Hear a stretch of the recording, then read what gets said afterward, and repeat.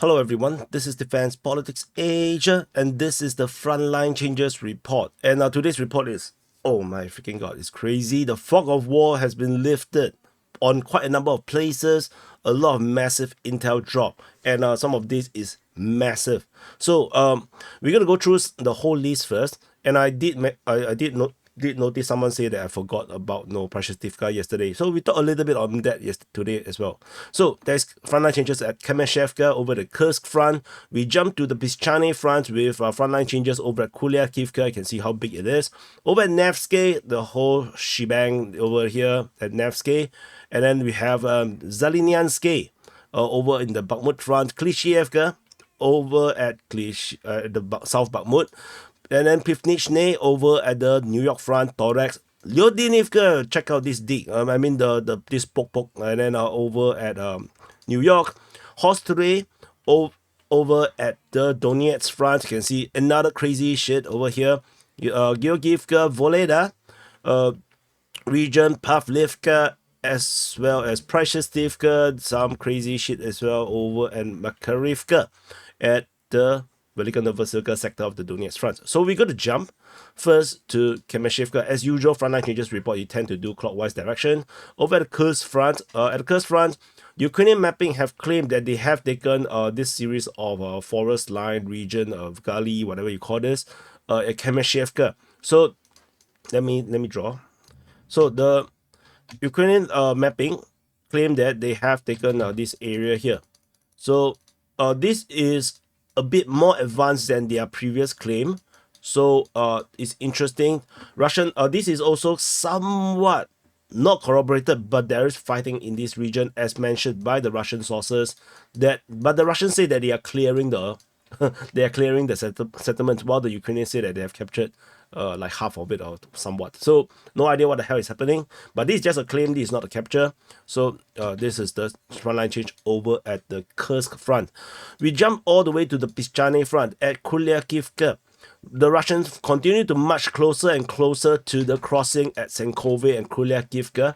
As based on Ukrainian mapping, Russian forces have captured the entire chunk in the southwest of Pischane. So this entire capture is pretty important, and draw a few more arrows so it looks more dramatic. And now the front line is merely less than 2 kilometers. So from the settlement itself is basically almost within striking distance, which means that you can do an assault. A 2 kilometers distance, it is possible to do a rush, a tank rush, and armored rush, and land troops, it is doable right now. So this is very threatening. The strategic situation here is very bad for the Ukrainians right now because the Russians are so close. So this is terrible. So as just now mentioned, Pischane is over here, southwest. So this is where the Russians are making this development. As I mentioned before, this is a prime objective for the Russians to break the Ukrainian logistics and cause it to lengthen by probably 2 times to 3 times longer just by taking this bridge. So it's massive. So we jumped after Kuliakivka, south of the position. So we have talked a lot about Makiivka yesterday. So this was the big news, and today we have crazier news. Suddenly, Russian forces has been geolocated in the Nevsky, south of Nevsky. This is also one of the crossing, but this bridge was allegedly destroyed once already. I'm not sure if they repaired it.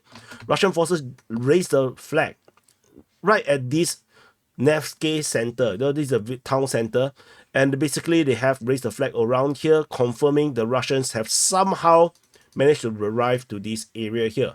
My initial mapping draw it something like this, with the Russian forces coming from the east, because this is where the previous line was.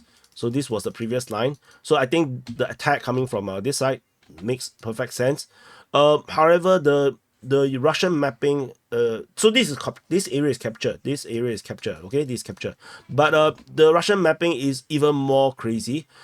Based on Russian claims from Ryba, the pro-Russian source claimed that given the fact that the Russians have made this development over in Makiivka, and now that the Russians suddenly is in this area of Nevsky, they make a judgment call that saying that between Makiivka and Nevsky there shouldn't be any more Ukrainian troops. So they draw the map like this. making a massive capture in this area here.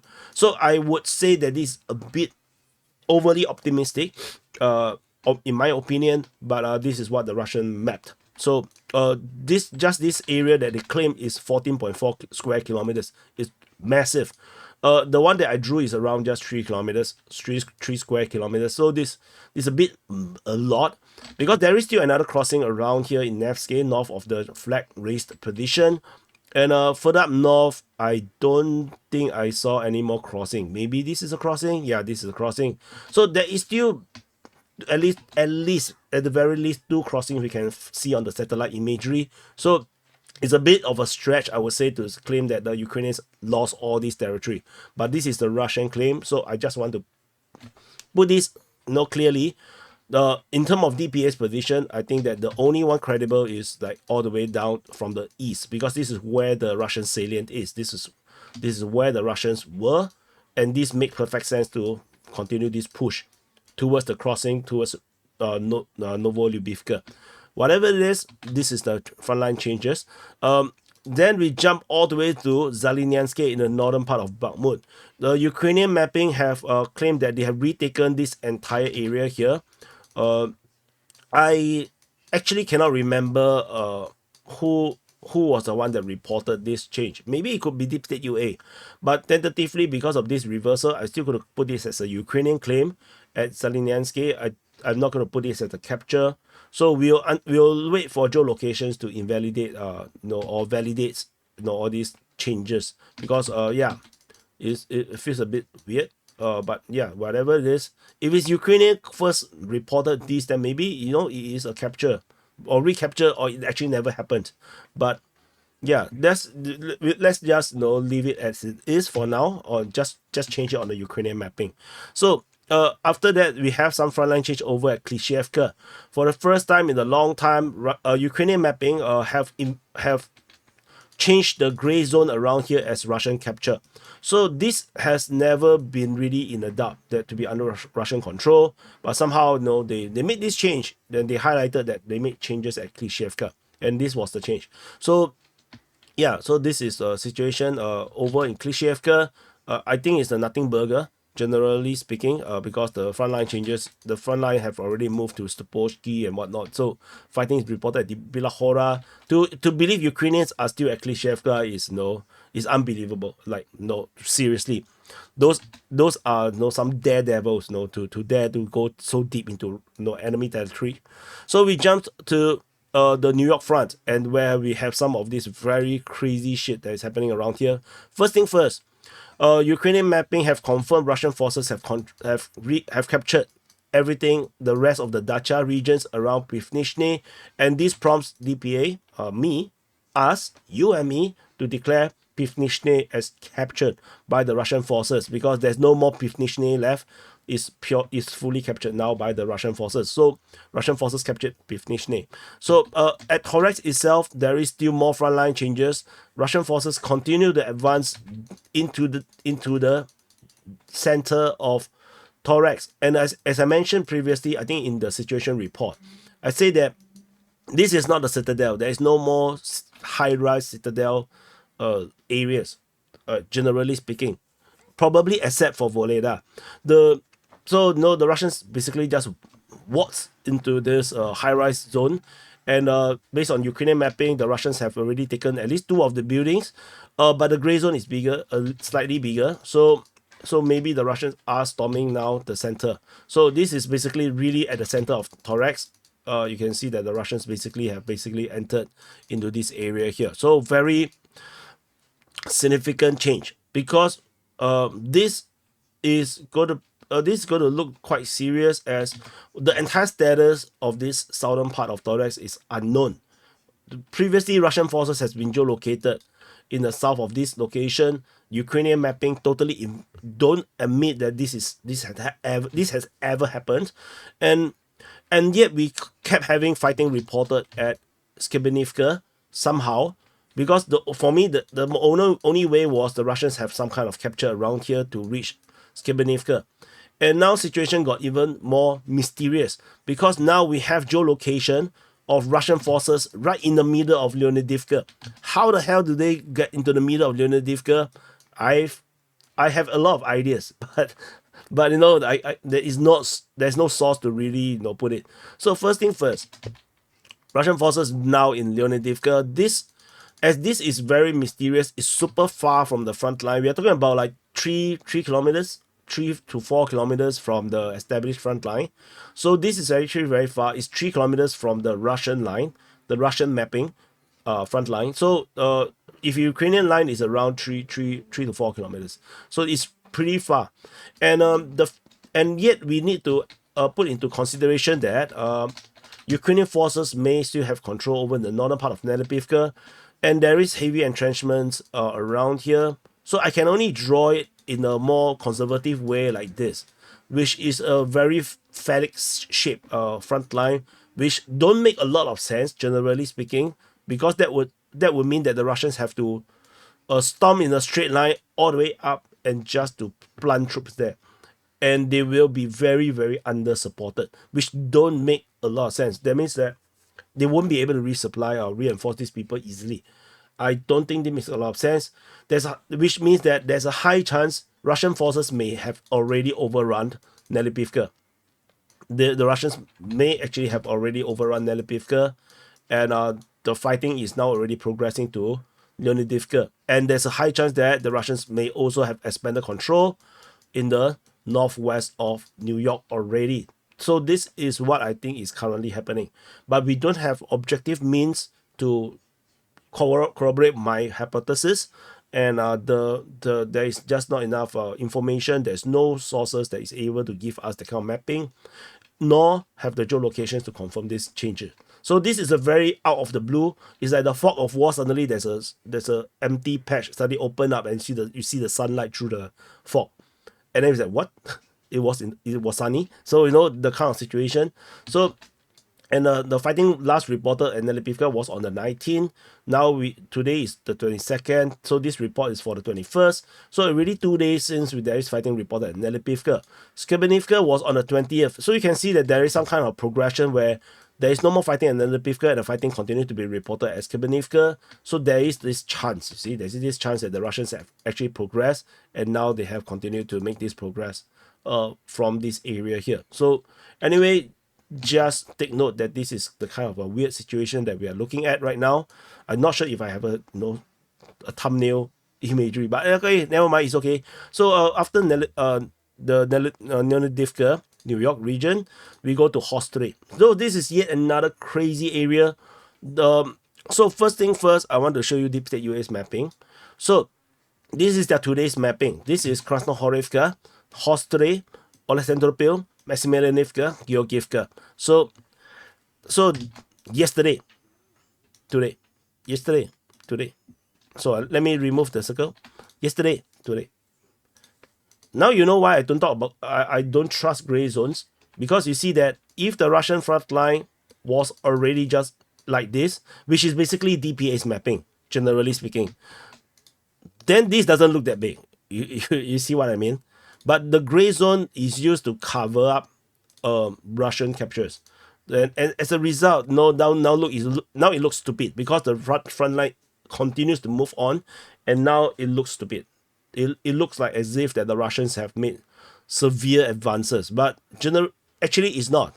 Actually, it's that the front line has already moved, but they refuse to acknowledge it, and now they start to look stupid. Now it just look like the Russians captured stupid amount of grounds over a matter of 24 hours. It's not the case. The Russian forces have already reached Austria previously, and they have taken the crossing just off Oleksandropil, and this was the only area that cannot be corroborated. And now the Ukrainians, and I did mention that this salient it cannot be held. It's just impossible to have troops holding positions there. So it is true that the Ukrainians would have to withdraw from this area. So we have this confirmation that the Russian forces have continued to progress from Hostre. They flanked south, captured this facility, which looks like yet another prison. Why is there so many prisons around here? So yeah, so many prisons around here. So yeah, I don't want to make some bad jokes. So no, let's say that there's a lot of prisons around here. So yeah, so the Russian forces basically attacked south of Kostray and taken the prison, and probably free up a lot of people, I guess, and which probably died of hunger by now, because who the hell will feed the prisoners, in the middle of a war? I don't know. And then the Russian forces also captured everything north of Georgivka. So and so this basically confirmed that the Russians have taken all of this position. The Ukrainian mapping, however, is very very slight. They still refuse to acknowledge the Russians have entered Maximilianivka, generally speaking, and they refuse to accept that Georgivka is captured. They still use gray zone to cover up everything. So yeah, like as if this gray zone around here suggests that the Ukrainians are still in this position. Yeah, I just want to highlight this. No, anyway, whatever it is, the Russians have really taken a big chunk out of this area, and this is going to change the situation strategically very, very badly, because from this prison, we are talking about a distance of only 3 kilometers from Kurakovy, which is where the Ukrainian HQ is. I think they probably going to start have to evacuate this HQ very, very soon. So after Kostray and Georgivka region, we jump to Voleda. This is a small change over at Voleda. Russian mapping have claimed that they have taken control of the road just off this Dacha region in the South Donbass Mine 1 region. So they have taken the road, but this is a claim, so just take it with a pinch of salt for now. And then we talk about Prashestivka. This is actually so yesterday I supposed to cover this frontline change. Someone say that I missed it. I'm a bit surprised that I missed it. So whatever it is a continuation from yesterday's situation. So Russian forces, other than attacking from Prashestivka, up north to the northeast, in the latest geolocation, there is geolocation of Russian forces actually attacking up from this Russian control highway region. So so this is the frontline change. And based on Russian mapping, they claim even bigger. Based on this, they actually claim this entire area here as well is under Russian control. So if we take it as most likely the case, there is a Ukrainian tank getting destroyed. So at this very position where the Russians claim that they have controlled, it could be the case where they destroy the tank and then they overrun the position. That is also possible. But this means that the Russians have made a significant progress in the eastern part of Prashestivka. This is where this direction is where the Russians is going to push up to Novo-Ukrenka. So this is where they have advanced. Very why my arrow so ugly? No, so yeah, so it's something like this, and Russians is going to take all these water bodies and then attack Novo-Ukrenka from the east. And then they can push another one coming from the west later. So anyway, this is one way, or they could actually just head straight to Bohov-Yefelenka. So that could also work. And so the tactical situation here is changing quickly because of all these changes. So a very, very exciting place to watch now. This the Voleda region. And there's one last frontline change. Is over at Makarivka. So at Makarivka, Russian forces have been geolocated south of Makarivka, and this actually means that this is actually nothing. This is not a lot. It's just a motorcycle squad. Basically went up. I think they destroyed a bridge or something. So that's about it. I didn't really watch the full footage because I need to map this quickly. So anyway, do check out History Legends video soon. I'm not sure it's out yet or not. Yeah, but yeah, it's gonna be on these motorcycles. So anyway, thank you for watching. Do press the like button, subscribe. This is a pretty long frontline changes report. I will continue to do the mapping for the situation report, because it takes at least around 2 hours to map the frontline changes, and then it probably takes another 2 hours somewhat to map the situation, the rest of the report for the situation report. So it's yeah, this just unavoidable daily commitment. So anyway, thank you for watching. Subscribe, and I will see you guys in the next update.